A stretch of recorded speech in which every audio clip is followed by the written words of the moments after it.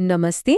आज हामी एउटा यस्तो विषयमा कुरा गर्दैछौँ जसले हाम्रो समग्र स्वास्थ्यमा ठूलो असर पार्छ।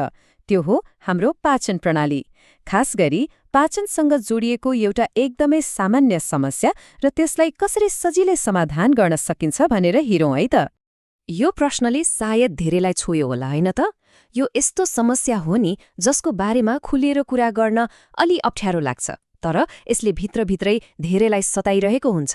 ल आउनुहोस् आज यसको जडसम्मै पुगेर कुरा गरौँ। ल त्यसो भए यो समस्या आखिर हुन्छ किन त? अबको खण्डमा हामी यसका 3 मुख्य कारणहरूबारे कुरा गर्नेछौँ र थाहा पाउनुहुनेछ यी कारणहरू प्राय हाम्रो दैनिक जीवनशैलीसँगै जोडिएका हुन्छन्।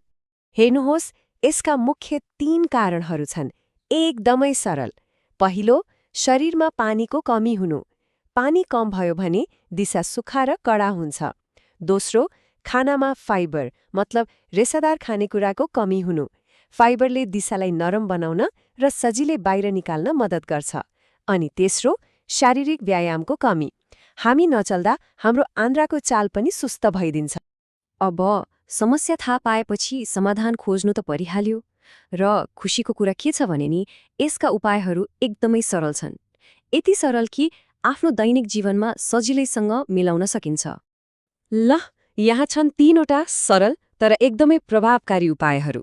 पहिलो, आफ्नो खानामा हरियो सागसब्जी, फलफूल जस्ता फाइबर धेरै भएका खानेकुराहरू थप्ने।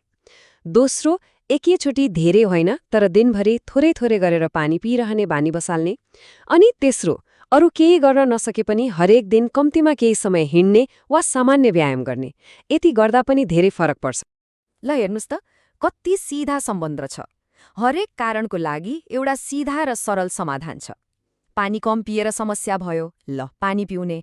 फाइबर कम भयो, फाइबर भएको खाना खाने। व्यायामको कमी भयो, दैनिक हिँड्ने। कति सरल छैन त? समस्या जहाँ छ, समाधान पनि त्यही छ। अब कहिलेकाहीँ के हुन्छ भने जीवनशैली परिवर्तनले मात्र तुरुन्तै राहत नमिल्न सक्छ।